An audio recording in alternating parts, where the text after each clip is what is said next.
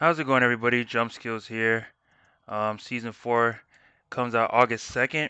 So I've been asked multiple times by you guys to create a 9.2.5 BM Hunter and Marksman Hunter guide. And to be honest with you, there's not much changes in it. So with that, I'm just going to make one big guide between BM and Marksman Hunters. And you guys have also asked me before in the comments like what tricks, what disengage, what feigns, just tips on how to dodge and avoid certain mechanics. And I'll definitely let you guys know about all of that tricks and stuff like that.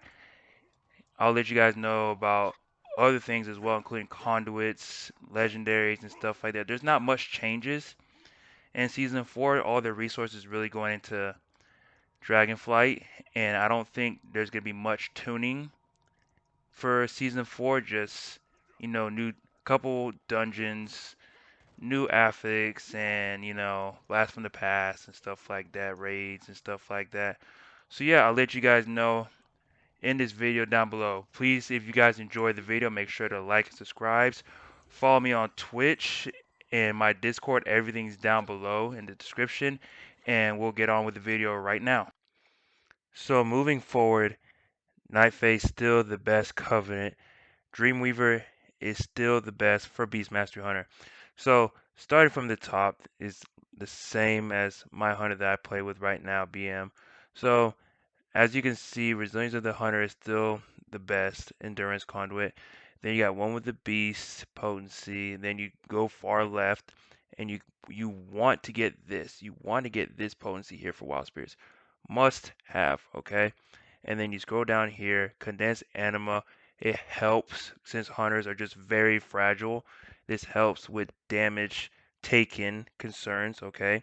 And then you just go to the right and you want this field up. You just want this, all right? If you stay in this area, you get free haste, literally 15% must have. And then you get bloodletting, and then you choose the right, and then you do waking dreams, and then you choose this finesse conduit here. So if you do interrupt a cast or anything, you get rewarded with focus, which is really nice. And then from there, you click dream, and it helps with damage and stuff like that.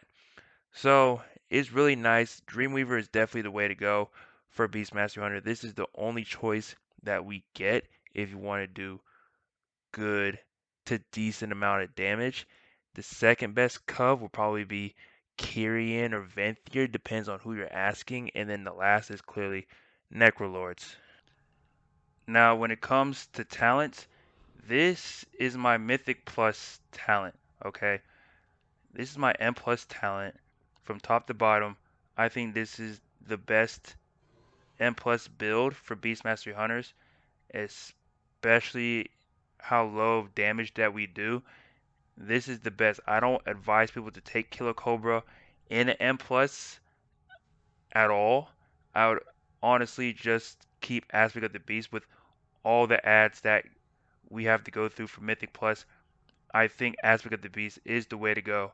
Even though Killer Cobra is preferred for our tier set, I would honestly suggest taking Aspect of the Beast when it comes to M+. And then Binding Shot. You know there's going to be a week where tanks have to run, where they got to protect themselves, or there's an affix, or just like a oh shit situation. Binding Shot, I would highly suggest you talent for Binding Shot when it comes to Mythic Plus. You don't need Post Haste, and you don't need Born to be Wild.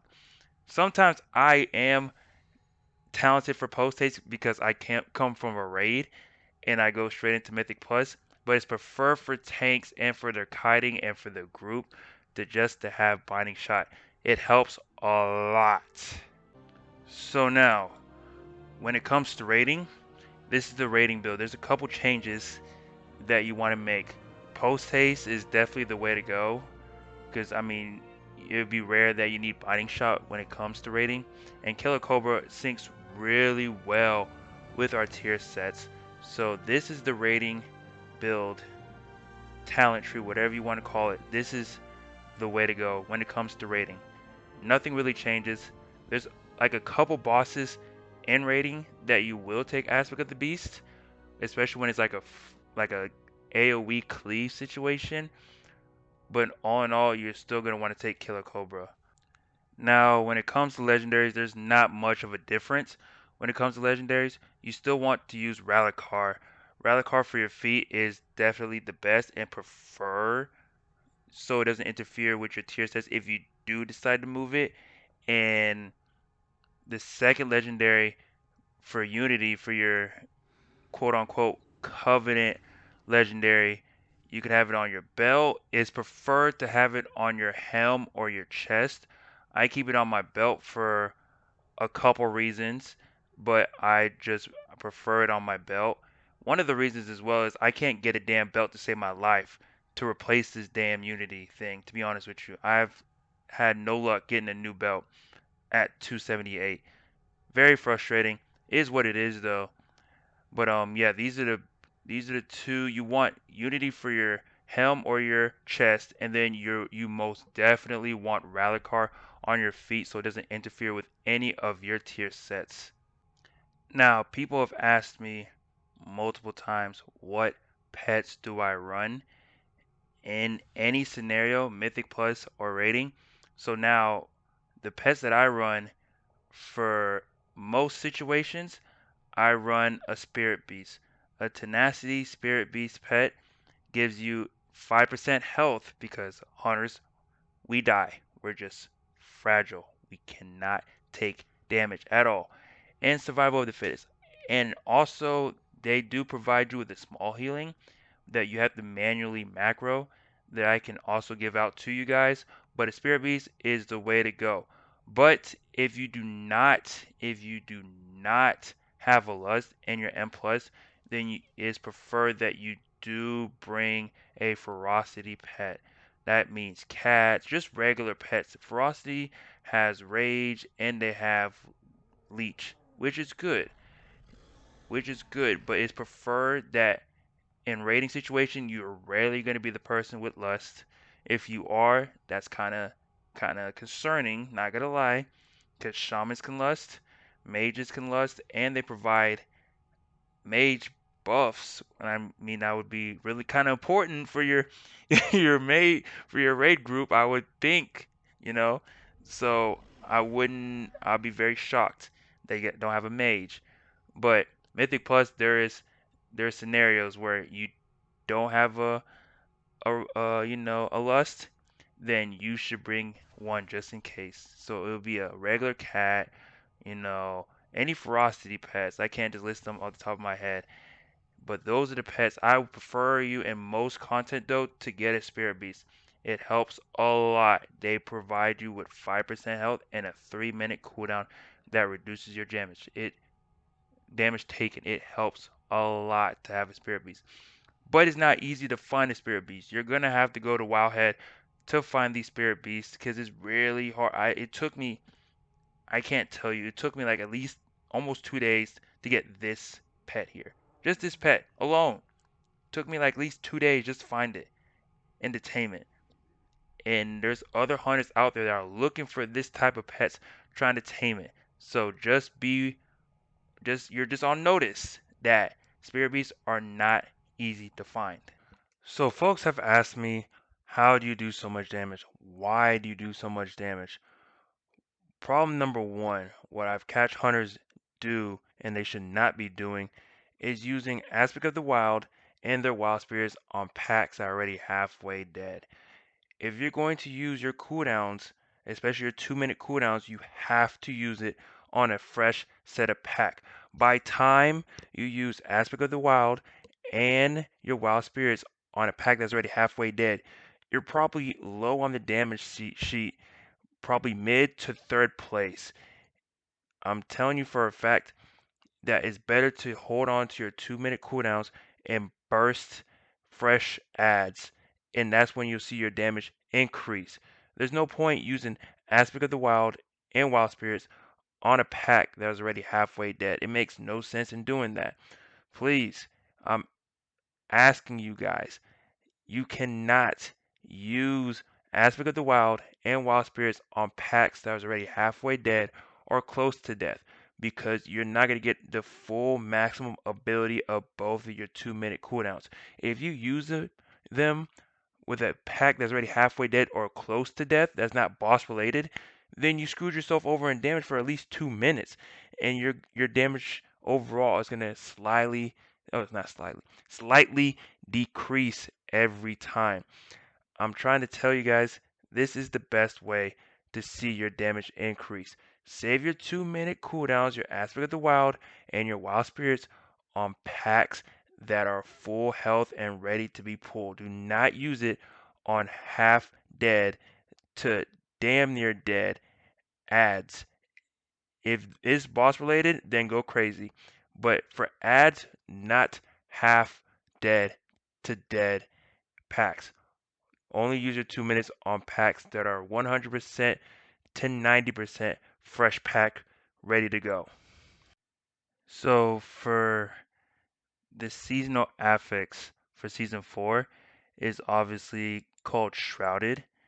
Now, one, for a fact, we're going to do more damage because we have more gear. We'll have higher gear level. The downside to that, though, is we won't have Relic. Relics were a flip coin for us, honestly, because one, it did take off some CDs off for Wild Spirits and Aspect of the Beast, but it didn't increase our focus at all. We would have been better off with the haste for BM Hunters. We're the rare small occasion with that, so it's literally a flip coin. But with this Season 4 affix, you get to pick and choose the bounty that you want, and you can have multiple stacks if you complete the bounties and kill these dreadlords. So there's bounty of critical strike, bounty of haste, bounty of versatility, and bounty of mastery. So one, I can already tell you right now, we're not gonna do bounty of mastery. That's for marksmen. It's interesting. It might be between haste and versatility. Honestly, I mean, at the point when we're gonna probably be around like 45. I mean, we're gonna be really high. I mean, my hunt is probably gonna be around 45-ish crit if I did take that option. So I might be looking into haste and versatility. So we might benefit a little bit more. We might see, an increase and more beneficial for BM hunters in season 4 compared to season 3. But for me, as just from the looks of it, I'll probably take haste and versatility. I don't see my hunter taking more crit than it already has, because I mean that's why we kind of moved away from Kyrian. So if I'm a BM hunter, I'll probably, if I'm not lacking in critical strike, by the way, this is just for me, I'd probably choose between haste and versatility. So for my rating BM hunters, so obviously you have heard that we can buy certain gear from a rating vendor. So it's confusing, and I'll try to explain it the best to my abilities. So to be able to purchase these selective faded items, you need to do a 3-part quest. You have to kill a certain amount of bosses on each faded week to get 1 coin for the maximum of 3 coins for the rewards. So if you do that, you'll be able to buy with that 1 coin to buy 1 piece of gear. So it's confusing, yes. I'm still learning it myself. But what I do know is that Sylvanas' Windrunner bow is not available in the vendor. To be honest with you, that shit is trash, man. That's just so trash, bro. Like that is stupid, honestly. Anyways, though, not gonna get into I'm not gonna do a rant or anything about it. But instead of Sylvanas' Wind Runner bow or whatever that you can't get from the vendors, and if you don't plan on going to Sylvanas on a faded week to go get that bow, then the next best option is the Astral Verdict. That is the next best weapon. Then the Dark Ranger Quiver, the first sigil, and then you choose between the Stone Legion or the Deadfire Vessel. You only get 3 coins out of this. So pick them wisely. This is just from top 4 best hunter business to buy with your tokens. It's confusing, but it'll take 4 to 5 weeks to get everything you need according to a couple of websites. Now that Blizzard is eliminating some of the other Shadowland dungeons, we won't be able to have access to certain gear. So now that they're introducing some old dungeons and bringing back Tazovich from Shadowlands, this is the gear that you can get your hands on without raiding. So the main stat for Beast Mastery Hunter is obviously crit. Now it's time for my Marksman Hunters. So, Marksman Hunters, what up, man? Nice seeing you guys again. Nice talking to you guys again. I played your classes a couple times in Mythic Pluses, and I cannot lie, it's actually pretty fun to play as Marksman Hunter. Don't knock it till you try it, right? Except for Survival Hunter. Just kidding. Just kidding. But with that said though, for rating, for rating, the best cov is Night Fae. You can either pick between Dreamweaver or Corian. And and you guys get the option to choose either or, which is nice. But right now this is for single target only for rating, just single target alone. I chose Powerful Precision when it came to single target bosses. Now, this is not the same for M+. Please don't get me, this is not the right potency for M+, okay? For now, this is just for rating. For single target, all that good stuff, this is just the rating, cov, and potency that I think that is best. So, for Mythic Plus, instead of Powerful Precision, you definitely want to take Deadly Chain. I think that would be a lot better for AoE and for Mythic Plus, for bursting, all that good stuff. But I just want that to be noted, that to take Deadly Chains instead of Powerful Precision for M+, or adds in rating. Kyrian. So for Marksman Hunters, the only time Marksman Hunters would ever run Kyrian is for Mythic Plus, for the 1 minute cooldown for the arrow, and it's incredible how much damage and burst AoE that Marksman does with Kyrian to this very day. It's insane, right? So I would suggest you go with Pelagos, alright? And this would be the build that you would honestly choose.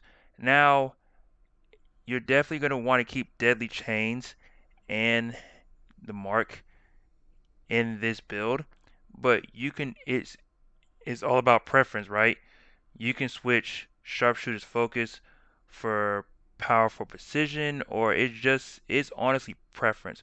But for Mythic Plus, Kyrian Pelagos is the way to go. You would not use Kyrian for raiding at all. It would not make any sense to do it because the lack of a second legendary that would help them do burst DPS in raiding, period, point blank. So this is the Mythic Plus build. I personally think that Mythic Plus for Marksman Hunter and Kyrian it goes hand in hand. It just does way too much damage. I don't think Knife Phase is the way to go for Mythic Plus personally. I would say Kyrian would be a lot better for Knife Phase and Mythic Plus. Because that 1 minute cooldown is really life saving. It's amazing. Now for rating, this will be the talent for rating. Nothing changes at all for rating. In Mythic Plus, this will be the build, right? So I switched careful aim for explosive shots for Mythic Plus, and steady focus. I removed steady focus for streamline. This is the build for Mythic Plus, I believe. This is what I ran for in Mythic Plus when I was doing hauls and stuff like that. and this is what the Sims have told me.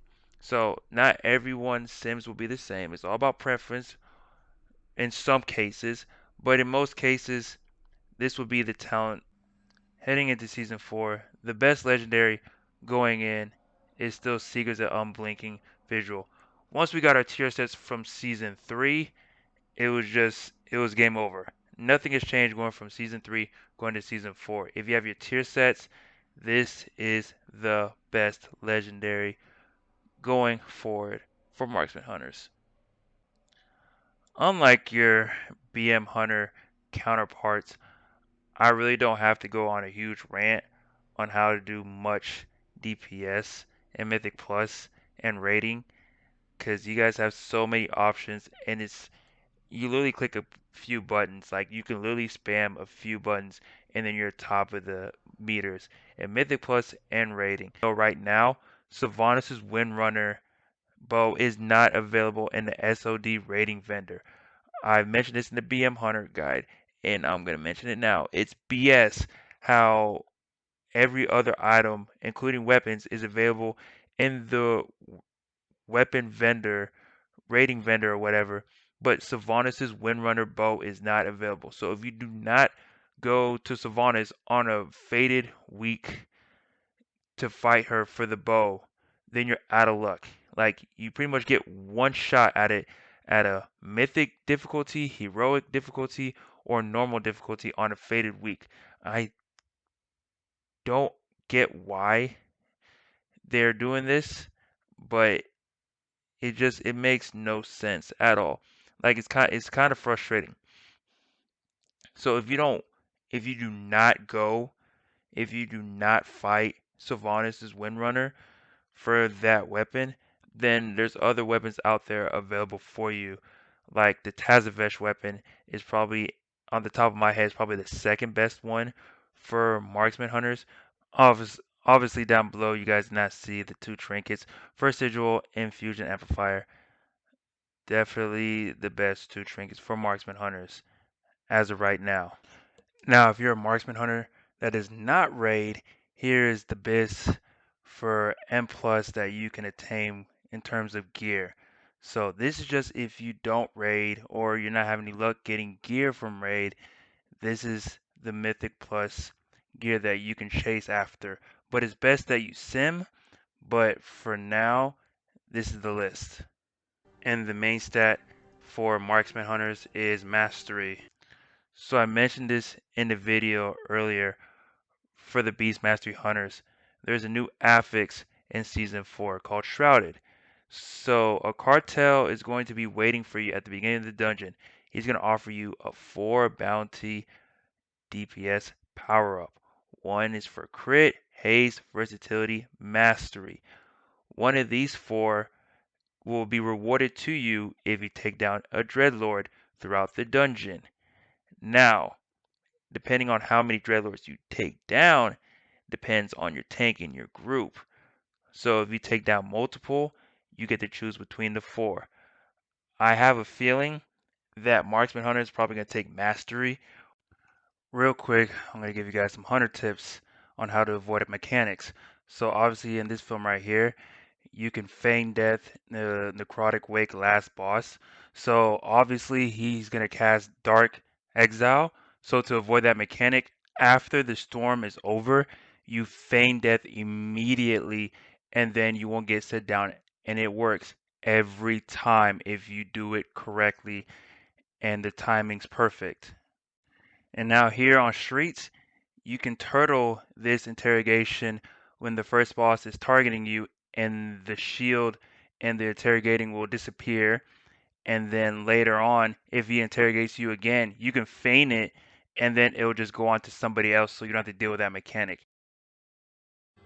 Before I get on out of here, folks have been asking me how long do you think Season 4 of Shadowlands is going to last? So, I don't know if you guys have heard, Classic Wrath is releasing September, I want to say 26, right? To be precise, I don't 26. And personally, I don't know why Blizzard continuously releases Classic before retail. Like it gets on my nerves a little bit, honestly, but it is what it is. But I think Dragonflight is going to release sometime in November, and I think season 4 of Shadowlands is going to end in October. I think it's going to end like either the first or second week of October, and then we'll get first or second week. I think the third week, personally. The third week is the most likely chance of season 4 ending of October, and then Dragonflight will come out somewhere in between the first week or second week of November. That's what I believe. So Blizzard did a massive Q&A regarding season 4, and one of the questions was asked was Sylvanas' bow. So long story short, if you still have your bow from Sylvanas when we rated SOD in season 2, you can upgrade that with the vendor if you have the right purchase item. So now, I hope you hunters have your Sylvanas bow still in your bank or in your bag from season 2, and you guys can upgrade it to 285, which is nice. So now for the hunters that do not have their bow, we can go back to Sylvanas herself and see if we can get that bow. And the likely chance of that bow dropping, according to this Wowhead Q&A, the odds increase a lot. So we should see more hunters with the bow if your guild goes to Sylvanas. I can't remember the top of my head if the bow drops from LFR. I don't think it does drop from, I do not think it drops from LFR. Don't hold me to that. But if you do have the bow still available to you, you could upgrade that to 285, which is nice, and it's really awesome from Blizz to do that. Though, thank you guys for watching. Make sure to like, subscribe. Jump Skills here, and you guys have a good rest of your day.